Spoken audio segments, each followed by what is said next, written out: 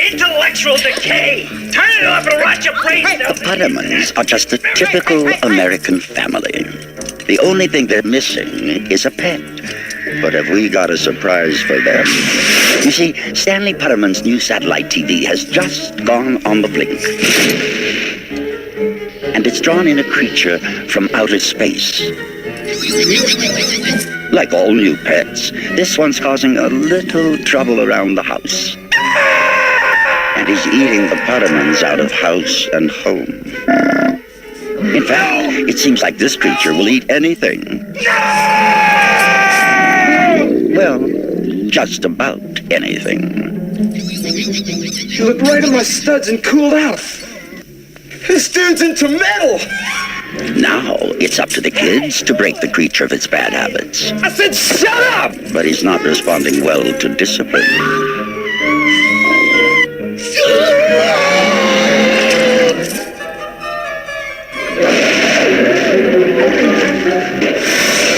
Earth children, please. I mean you no harm. I am Pluthar, here to save you.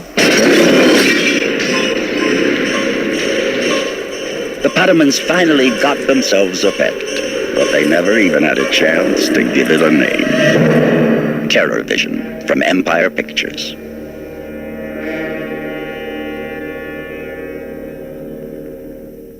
People of Earth, your planet is about to be destroyed. We're terribly sorry for your inconvenience. Welcome to I Hope You Suffer.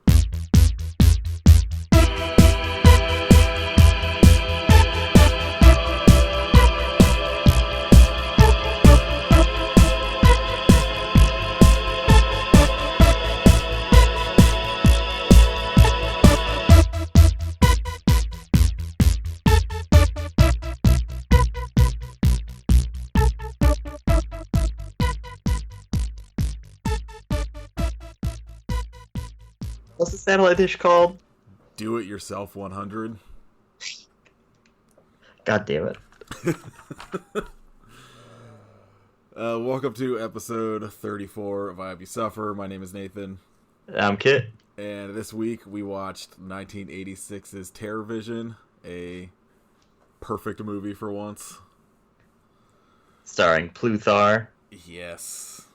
Pluthar Like, and his I was dog. looking forward to recording this all day just so I could hear you say Pluthar multiple times. Pluthar and his pet dog should be the name of this movie. Yeah, I saw this movie. I remember renting it like when I was a kid, and then I hadn't seen it in a long time, and I bought that like double Blu-ray pack of that and The Video Dead. Oh, yeah. And it's amazing. I watch it like all the time now.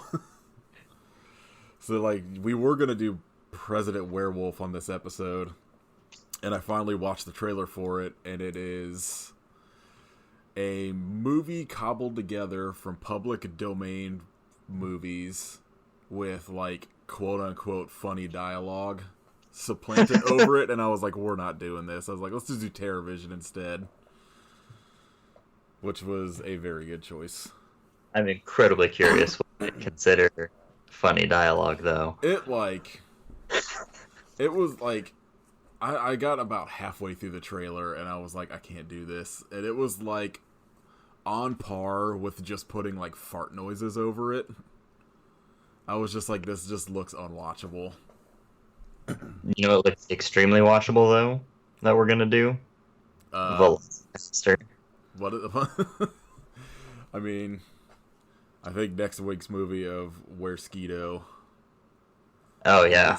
Where Skeeto looks pretty solid. Where Skeeto Nazi Hunter or whatever. All I needed to see was the poster I was in. So, this movie is directed by Ted Nicolo? I don't know how to pronounce his last name at all. Yeah. Nicolau? Something like that. Sorry, Ted, if you're listening. I forget, there was somebody that I was going to look up when I was doing this on IMDb, and I can't remember if it was him or if it was one of the actors. But they had like an insane list of credits.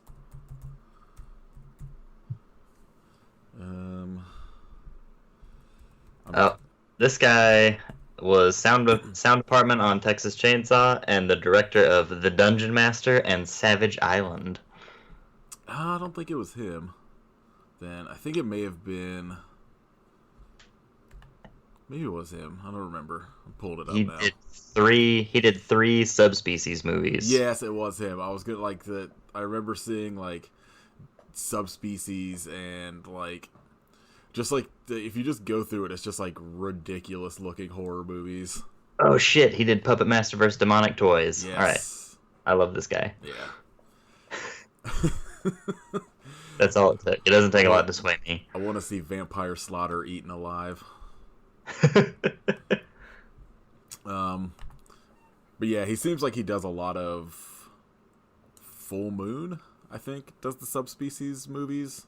Could be wrong on that, but they're very Full Moon quality, and I'm into it. This movie, he also wrote this movie as well. So, he's gifted. Yes, he is a genius in my book, because this movie is Great. amazing. Fantastic writer. The dialogue in this movie rules so much. This movie stars Diane Franklin as Susie, who was Princess Joanna from Bill and Ted's Excellent Adventure, amongst like a bunch of other cool stuff. Amazing. Garrett Graham as Stan, who you might know as Bud the Chud. Yes. Also in Chopping Mall and Child's Play 2. It was Franklin Sherman in The Critic, and was in the opera episode of Seinfeld. So that's one of our Seinfeld connections. We've got multiple this week, y'all.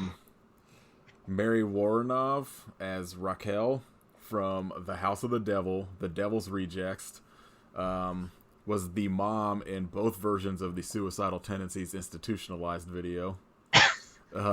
Chopping Mall, Night of the Comet, Eating Raoul, Sugar Cookies, Silent Night, Bloody Night. Like, she's in fucking everything. Chad Allen as Sherman, and then John Grease as OD, who was in The Bookstore and The Beard episode of Seinfeld, and Ian Patrick Williams as Nutkey, who was in the Wink episode of Seinfeld.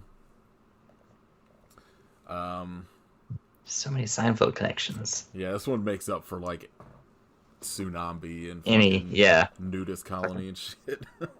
Fucking Tsunami. Originally, they looked at Harry Shearer for Stanley, which would have been pretty interesting. And he was just like, hard pass. Garrett Graham he hams it up so much I can't imagine anyone else this role. He's perfect. Harry Shearer I think would have been good, but I think it would have just been completely different. And then they originally looked at Belinda Carlisle as well for Susie. Huh. Which Susie is my favorite character in this movie because her hair and makeup is on point. That hair is incredible.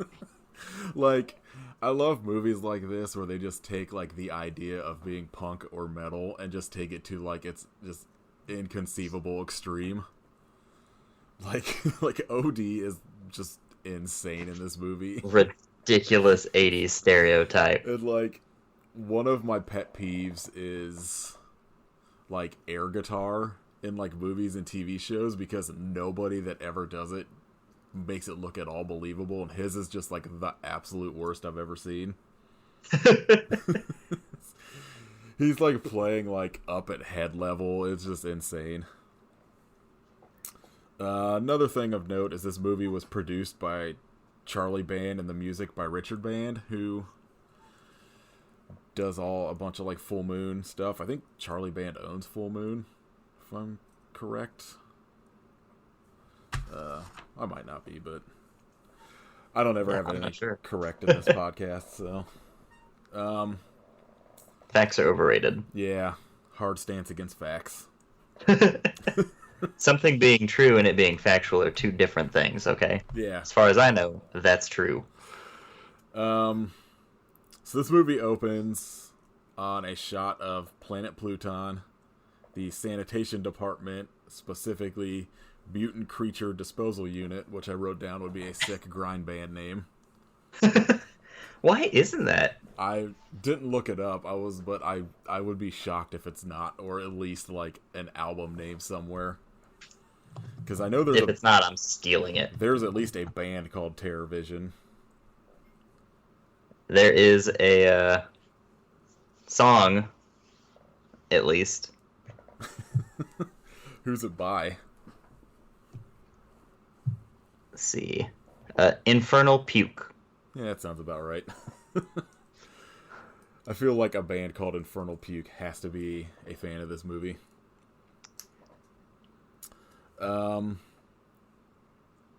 Yeah, essentially, this planet turns these mutant creatures into some sort of energy that is just shot into space because that seems safe. What else are you gonna do with energy?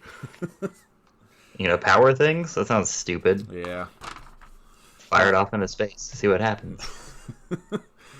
So you get after this little quick intro, you get the credits, and then after the credits, you get Raquel working out and Stanley working on the Do-It-Yourself 100 satellite dish. Who's their TV feed is going out, and she's pissed because it interrupts her program. And it's like Stanley and like Norton, the name of the yeah, Norton's the satellite dish guy, and I think the other guy is Nutkey. I didn't write it down, but I think that's who that is. That's just like the random friend out there, I guess. Oh yeah. It's like Raquel's yelling at him, and then Susie comes running down, and she's mad that she missed the Noodles video on MTV. I assume that's Noodles from the Offspring solo project. Oh yeah. Even though this was like well before the Offspring. Grandpa shows up from protesting and yelling at people on the street about I don't know what. He's just like ranting about some shit. Goddamn lizard tails. Oh man, his character is amazing. And Sherman shows up and is playing like army with his grandpa. Is shooting everybody with a fucking toy gun. He has the toy gun and he like dives and like shoots at his grandpa and is like, "I got you, grandpa." And grandpa's like, "Oh, brain shot," and then pulls out his actual like 1911 pistol and aims it at him. It's like, oh my god, this is excessive, grandfather. I don't remember what happens at this point, but you get the first instance of Stanley saying "Holy tomatoes." That's my favorite. Holy tomatoes! Stanley is like that dude Oh should be God. in everything. Stanley, eventually working on the satellite dish, gets agitated and just starts hitting it with a hammer, which I'm pretty sure is very good for satellite dishes. If there's one guy I like in this movie more than Stanley, it's Norton. He's trying to get Norton to help him set up the satellite dish. He's like, "Well, I don't know, Mr. P. I can only do repairs on it."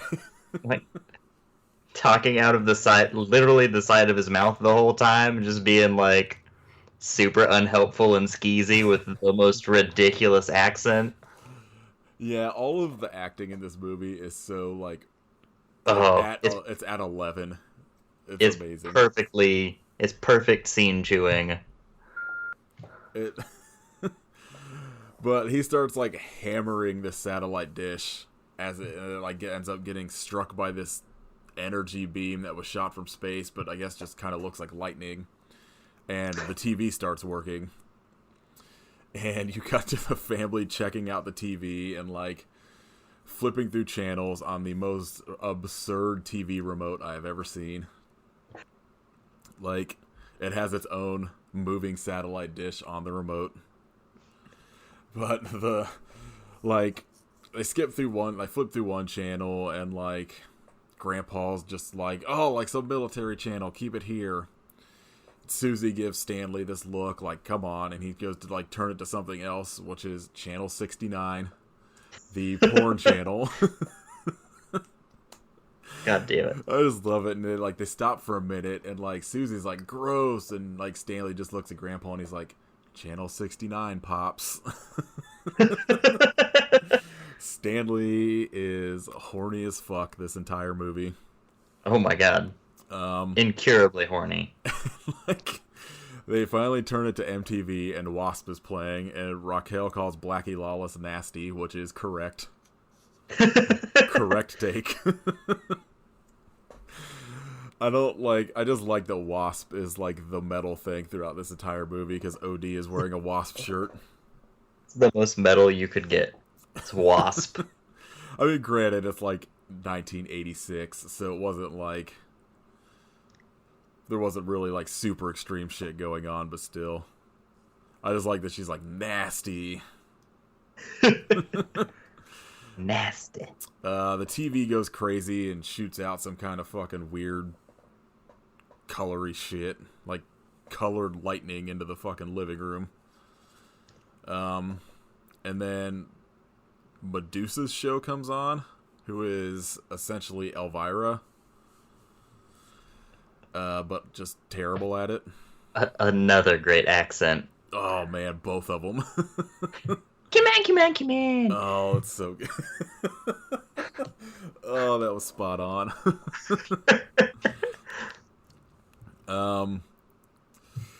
Yeah, Medusa is just like this fucking universe's Elvira, except that she's just dressed up as Medusa, but just to the point that she's got like massive breasts hanging out, and at one point the camera just like goes into commercial by just zooming straight into them. I like that her snake headpiece. Like, you can tell there's snakes up top, but they just got real lazy at the bottom. So it just kind of looks like weird dildos. Like, I just like that, like, after her show is over and she shows up later, she still has it on. Still in it. She's trying to go to a party and she's still dressed up with the Medusa headdress. Like, nobody will recognize her without it. At this point, OD shows up. Like, Susie answers the door, and he just goes like, he's like, da da da da da, charge, and just like enters the house. OD's acting is maybe the most over the top in this fucking movie. Yeah, he has one of the more lines when he's talking to what's his name, the younger brother, and he like first meets him and walks up to him, and he's like, "Hey, little dude, you like metal? Kiss the boot." And he just like puts his boot in his face. I just like in that scene when he's just like, "Old dude, what are you eating?" And then it's just like, "Little dude," like, Yeah. And he's just like, they're watching like whatever on TV, and he's just standing like obviously in their vision, just playing air guitar to nothing. He's so good. OD is incredible. After you're introduced to OD and like him and Susie are going out for the night, Stan and Raquel are talking about going on a date with a couple because they're swingers, and you can tell this by their amazing artwork around their house that is literally just all like nude people and nude people fucking. That I get. I was watching like some little behind the scenes thing on the Blu-ray, and it like the actor that plays Sherman was talking about how like he was kept out of view of all of that stuff somehow for like I don't know how, but like they tried to. That's like really impressive. I don't know if just like they had to like rebuild the scene, like the background every time they shot something with him, but like he's in every scene of this fucking movie pretty much. Like I don't know how they were able to keep him out of view of all of this stuff. But yeah, the Stan and Raquel are going out for the night as well, leaving Grandpa and Sherman home. And they are sitting on the couch watching Medusa's program, which I believe is showing... Oh, fuck, what's that? I just lost the name of that movie. It's not Ronin. It's... Fuck. It's like, it's that old, like, 50s movie where it's, like, the gorilla in the spacesuit, and I just fucking lost the name of it, but... They're, like... OD's standing there and he says something. This is what he does, like the old dude part, and he's like, "Old dude, what are you eating?" And he's like, "Lizard jerky." Lizard tails. Yeah, lizard tail jerky. You know, if you cut off a lizard's tail, it don't mind. It just grows another one back. That's his big push for renewable food sources. Is lizard tail jerky. Oh, that's so good. And this is what he does, like the little dude part, and he's like, "Little dude, you like metal? Kiss the boot." And he's just like, and like Sherman just jams a gun right into his crotch, and he's like, "Kiss the ass, bozo." When around Christmas, Pizza Party Printing was doing, like, they do a pizza box that comes with 2 shirts and a patch. That's like a blind box thing. They just send you like 2 shirts in your size and a patch. Yeah. And I actually got like the patch that just says "Kiss the boot" with a boot on it, and the TerrorVision shirt, and I was so stoked. Oh hell yeah. That TerrorVision shirt is next level. Oh, it's so good. I got that and Videodrome. It was a Oh hell yeah. pretty good blind box. They after like Susie and OD go out and Stan and Raquel go out, you cut to Gramps and Sherman asleep on the couch with the TV still playing. And the monster at this point comes out of the TV and slides a tentacle like up through like Sherman's blanket, like this tentacle with an eye on it. Sherman wakes up, pulls the blanket off, and they both start like screaming. And the creature like retreats into the TV. The grandpa thinks it's a burglar in a Halloween mask. Because Sherman's like, "It's a monster," and Grandpa's like, "That ain't no monster. It's a goddamn burglar." He's wearing one of them Halloween masks. It's like, and if you've seen this movie, like it's the most absurd thing because this monster is just like massive for one, not remotely human shaped. Oh, I love it so much. They run into Grandpa's massive bomb shelter that is his bedroom, which is a very impressive bomb shelter. As they're like getting guns and like all this shit, and the Norton satellite guy shows up, rings the doorbell, and then immediately within 2 seconds starts knocking, pissed that nobody answered the door. He's the worst kind of person, and I hate him. He just eventually is just like, fuck it. And like, number one, I'm assuming this is at like 10 p.m. at night. I don't know why he's showing up this late because like Stanley and Raquel's date was at 8 p.m. And it was long enough for Sherman and Grandpa to watch TV after they left and fall asleep on the couch. So I'm giving it 2 hours minimum. Yeah. So this dude is showing up to work on the satellite dish at like 10 p.m. at night. Unbelievable, Norton. He goes into the backyard and is like working on the satellite dish that is just full of fucking monster gunk. Goo. Yeah. He is eaten by the monster.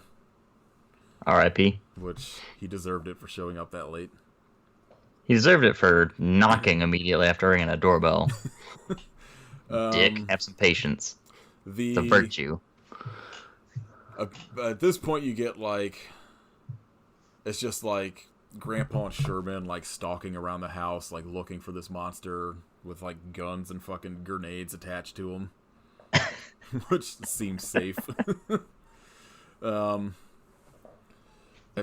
should have used the lizard tail jerky to like lure him out. Yeah, he would have been into that. Set a lizard tail trap.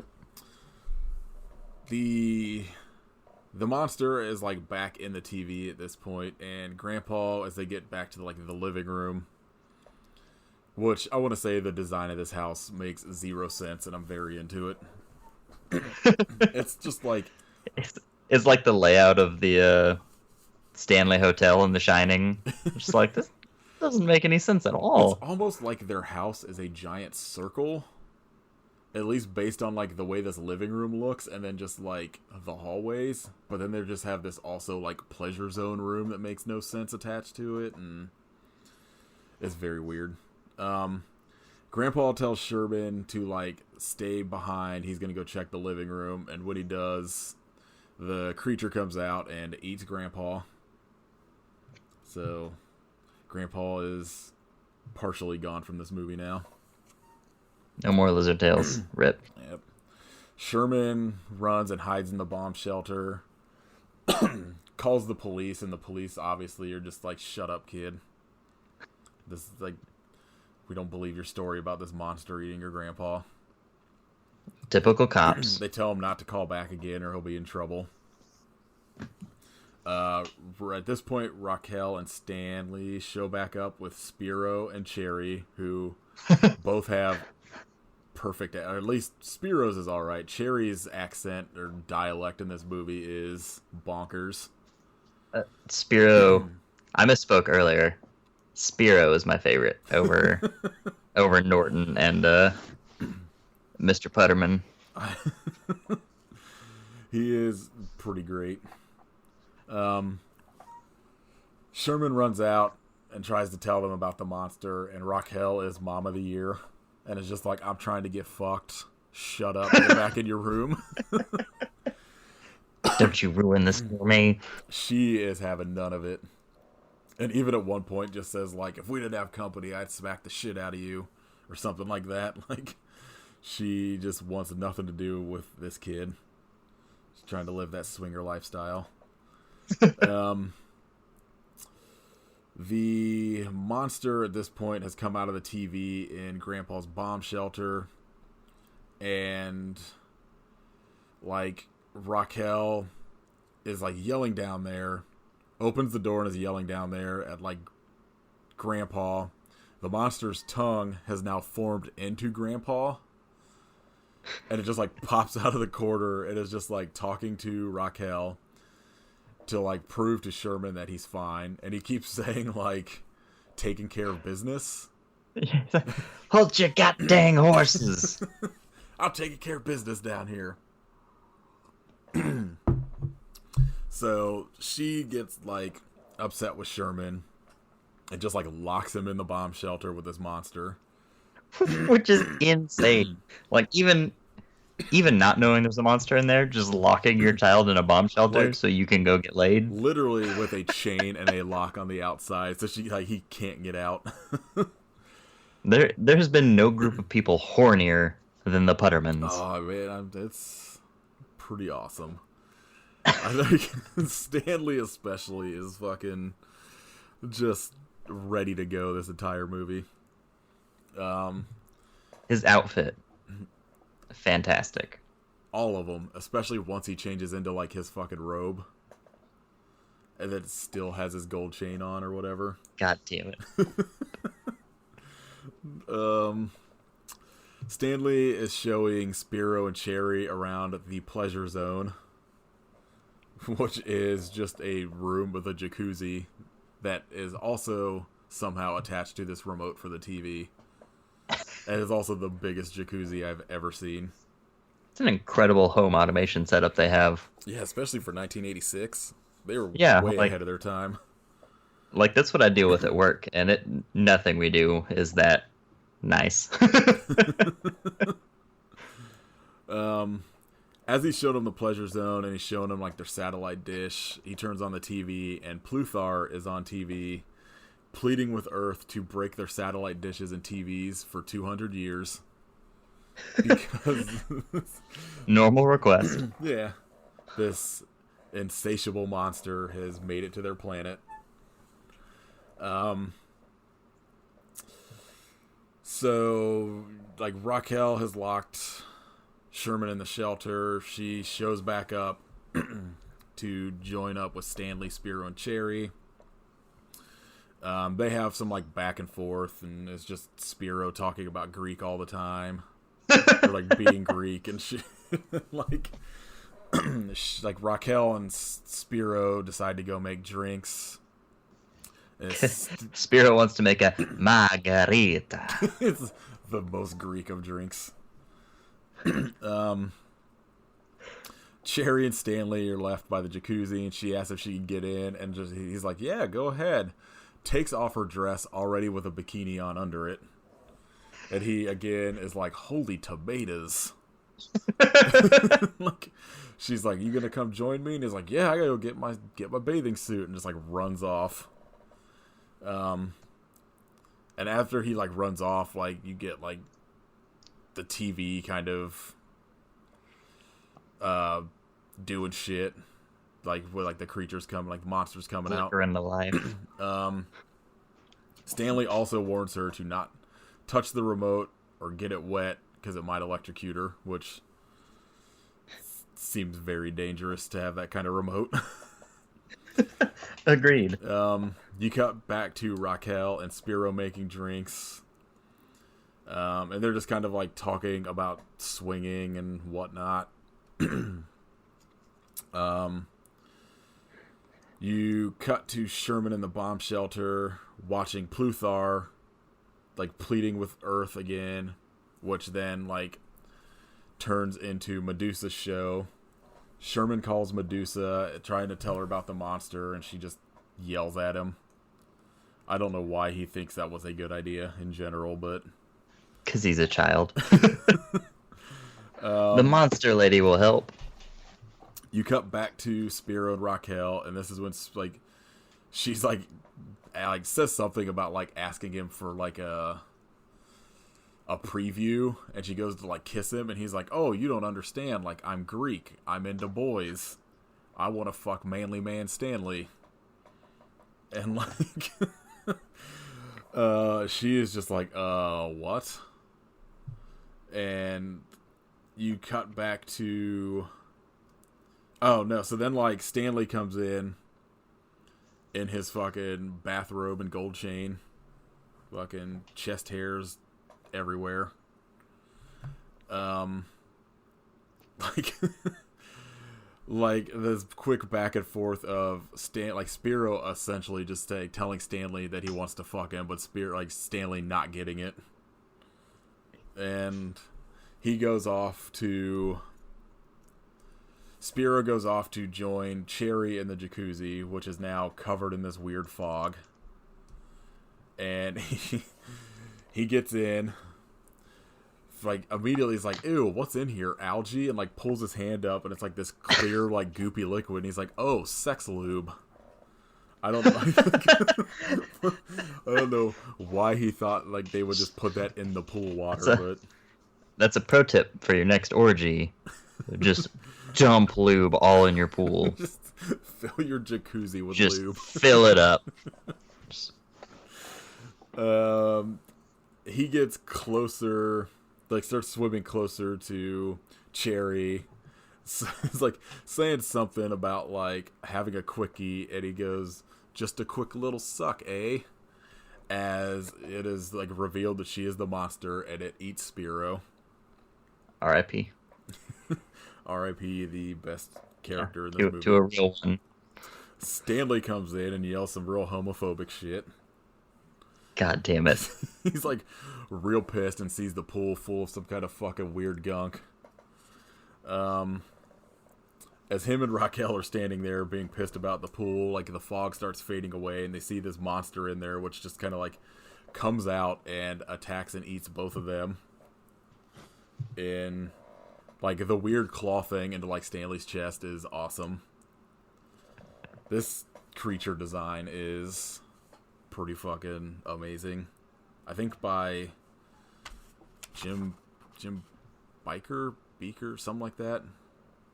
Forgot to write it down. I saw it in like the behind the scenes thing, but I forgot to write it down. But it is one of the best creature designs of all time. It's so lumpy and gross and weird. I think the director said he like described it as a mix of like shit and a booger. Yep. So it literally that sounds right. just looks like this massive pile of shit with fangs coming out of it, and it just covered in snot. Just shitty boogers. Sherman hears his like parents scream, calls the police again, and the police officer's like, "That's it. Like, you're fucking. I'm gonna come arrest you," because that seems seems like The next logical step. Yeah, to getting 2 calls from this kid like upset. You're arrested now. Oh, all right. Well.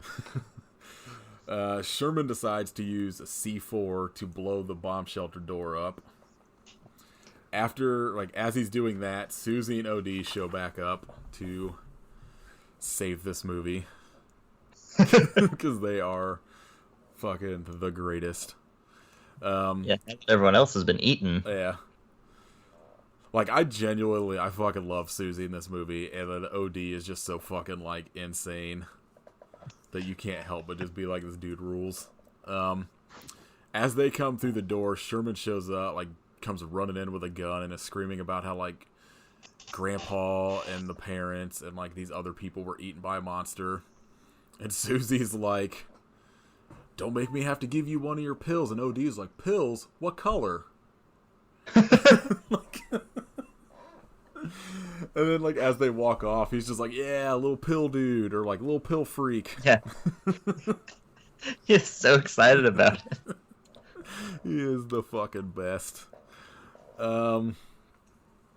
Sherman and Susie go, like, searching through the house with OD in tow.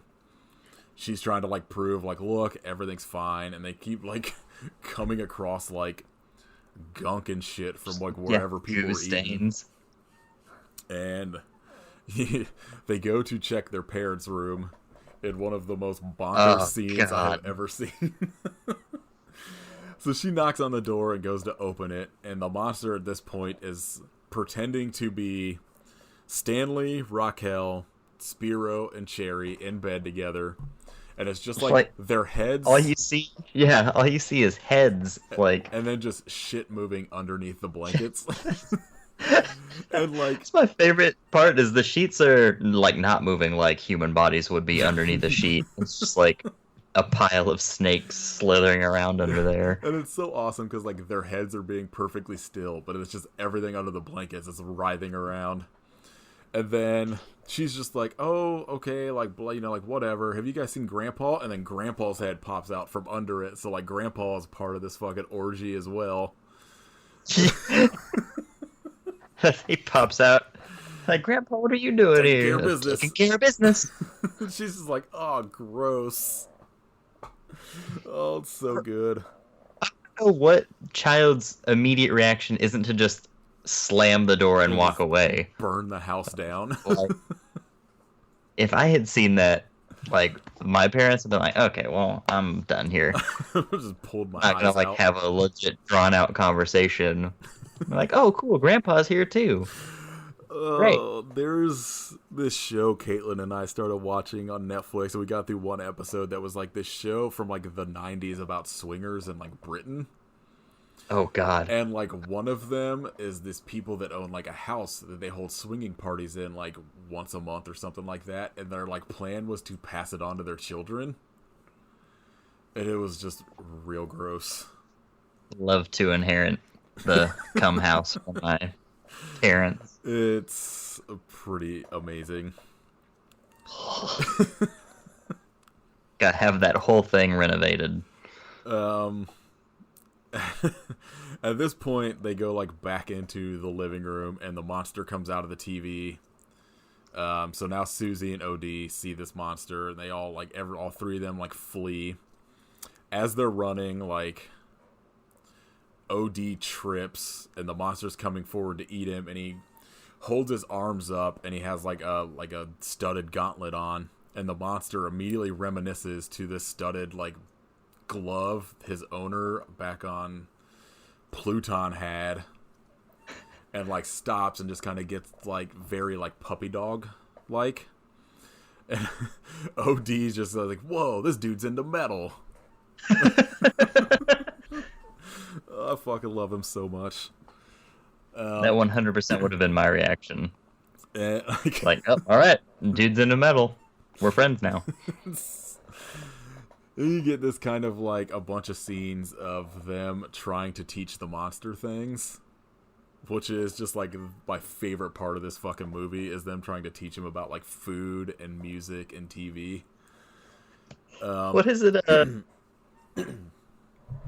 I can't remember the line. They're like trying to show him that food is good, and she just says something that's so weird and out there. Like, he doesn't understand what that means. I don't know. I can't remember what it was. Everything he says makes like shouldn't even make sense to people, let alone this monster. But they're like showing him food, and he just starts like, it's like lean cuisines and all kinds of garbage. And then she's like, Susie like pulls up like she's got like a donut. She's like, this is food, it's good for you. And after that, they're trying to teach him about music, and Susie's like turns on the stereo. She's like, this is music, it's almost as important as food. And it's playing some kind of like classical music, and OD is just like, what, don't listen to this stuff, it'll rot your brain. Puts in a cassette tape, and he's like, this is my band. God damn it. It comes on and is the most like generic 80s like metal possible, and he's playing air guitar up by his head again. The monster starts like losing it and just smashes the fucking speaker. Rude house gas. And then they start showing or like teaching the monster their names to get it to like repeat them. And it does OD, but the first time he calls him D.O. D.O. And he starts calling him OD man. And it like does Susie's, but he won't say Sherman's name. And so they decide to show him like the monster TV, and the monster's just immediately into it. What do they? I forget what they showed. Do they show Medusa's show? I don't think so, but I don't remember. Yeah, I can't remember what all they show him on TV. I know at some point he's watching Medusa, but this monster, like as the monster's like watching TV, Susie has the idea to become a millionaires off this monster, but they need to get it on TV first. So they decide to call Medusa to be like, we have a monster. So Sherman's talking to her first, and she's just like, yeah, you called me earlier, I don't care, like.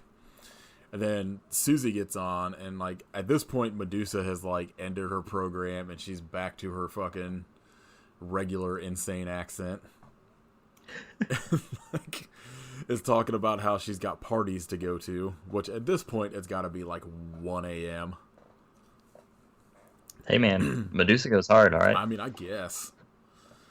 But Susie convinces her to come over to see this monster by telling her that they're having a party. OD is like like dealing with the monster, and like it's just like losing its mind about TV and like yelling TV as a police officer shows up to arrest Sherman with a full-on warrant to arrest Sherman. So he was able to get a warrant to arrest this child for like quote-unquote prank calling the police station.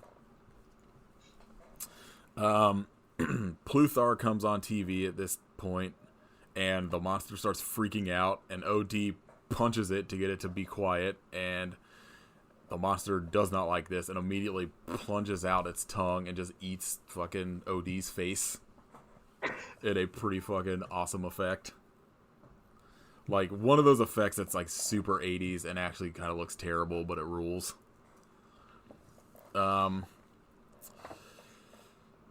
Sherman starts shooting the monster for eating OD, and at this point, like, there's a police officer there, and he's just like, what the fuck's going on in there?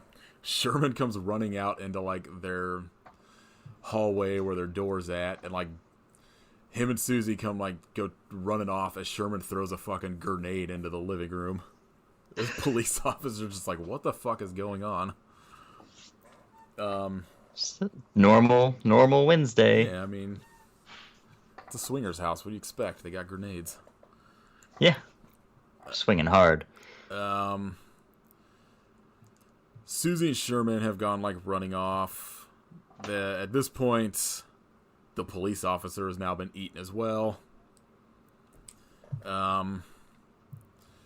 They are, like, searching through the house, because at this point they both still think the parents and granddad and, like, the two guests are, like, alive, but as they're searching the house, they find, like, all of these OD's fucking gauntlet in this fucking gunk pile.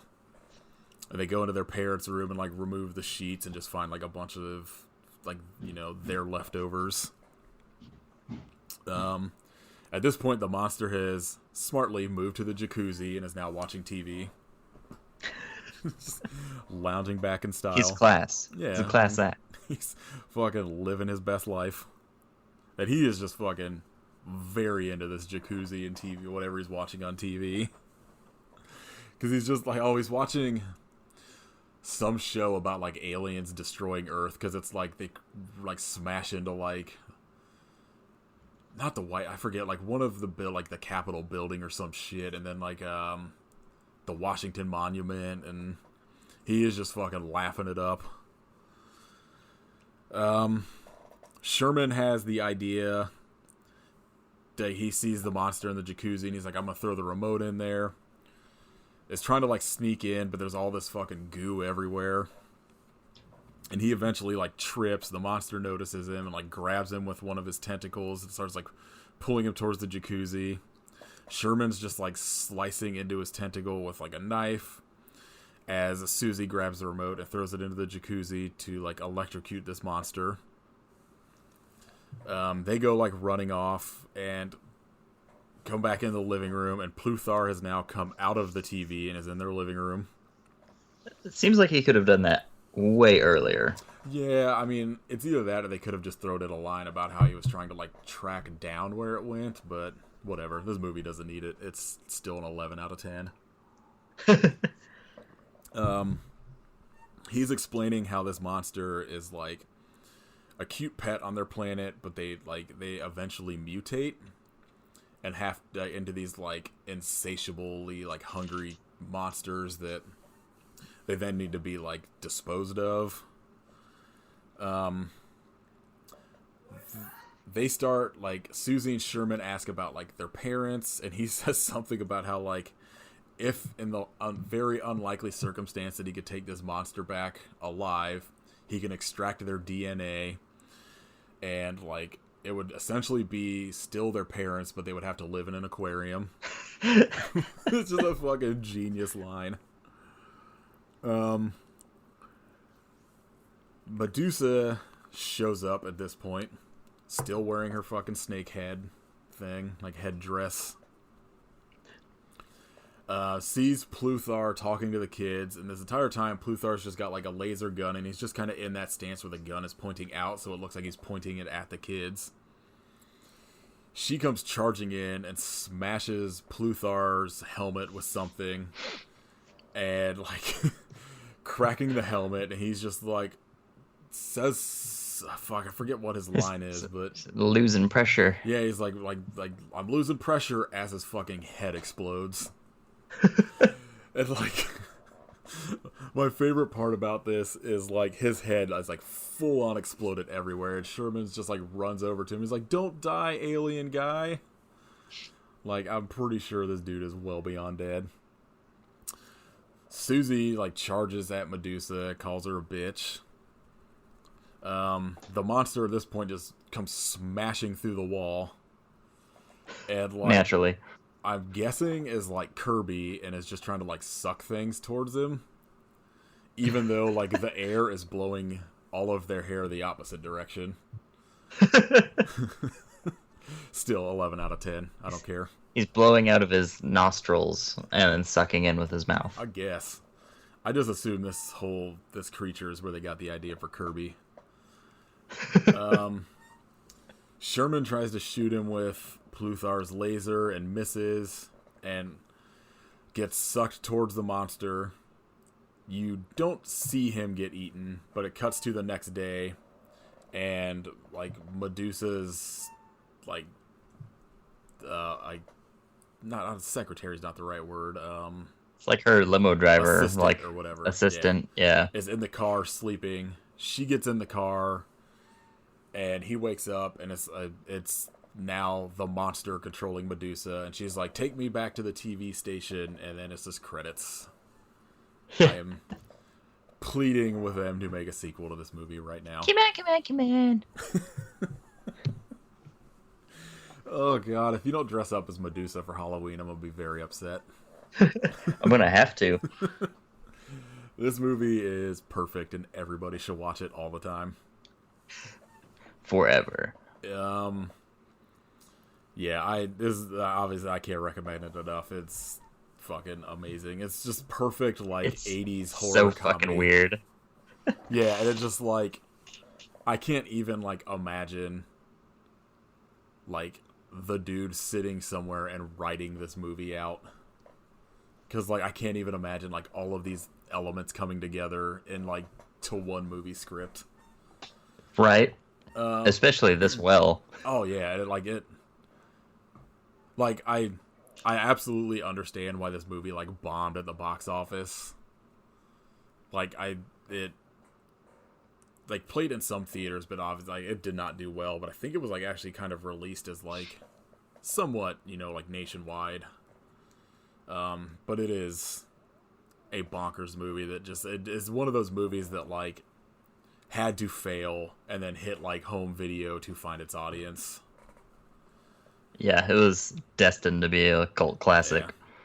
Yeah. But yeah, that was this great movie. It's a masterpiece. Other than like the Child's Play trailer, I have not really paid any attention to any new stuff. But that Child's Play trailer looks fucking very good. Yes, agreed. Smart home Chucky, flying drones. Other than Aubrey Plaza being in it originally, I was like, whatever. I got like no interest. And then they were like, oh, well, Mark Hamill's doing the voice of Chucky. And I was like, oh, well, you got my attention. Because Mark Hamill's a pretty fucking amazing voice actor. And then, like, this trailer dropped, and I was like, okay, I'm in. I'm going to go see this. Absolutely. And I still like our idea that Chucky at some point has to fucking Alexa, like the movie Her. Like, it has to happen. Yeah, I don't know. Have you seen anything else? Just Velocipaster. Oh, fuck. We have to do that at some point. It looks so stupid. Oh, the trailer's incredible. I don't know why he's fighting ninjas. I don't need a reason why. Like, I'm just glad he is. So next week, like after President Wolfman was a bust, I was kind of like scrolling through Prime, just trying to figure out what we were gonna do, and I was like, well, TerrorVision's on there. That's like an easy one.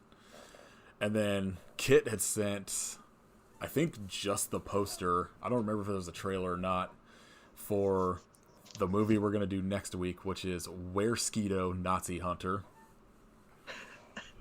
I am not even going to watch anything about it. I'm just going to go straight into it, like, cold, because that title alone I am in. Yep, same. It is on Prime as well. And then the week after that, we're going to do House, because that movie also fucking rules. We need a string of good movies after fucking Tsunami. Bring morale up. So yeah, all of those are on Prime. At least Were-Skeeto and House. We'll figure out something for after that. We'll probably, after a couple good movies, end up being something fucking completely unwatchable. Hell yeah. Was Velociraptor out, or was that just like It's not out yet. Okay. I don't know if they had a release date for it. I'm still waiting for that like bad CGI Sharks movie to come out. Oh my god, To yes. watch the shit out of that too. Yeah, watch those. You can follow us on Twitter at I Hope You Suffer, Facebook at I Hope You Suffer Pod, Instagram at I Hope You Suffer Podcast. You'll listen to Kit's other podcast, Riff Raff on Toilet of Hell, where he had the perfect pun of Lance Hemorrhoidson this week. I totally forgot about it until you had tweeted it. I was like, oh fuck. I fucking laughed so hard at work.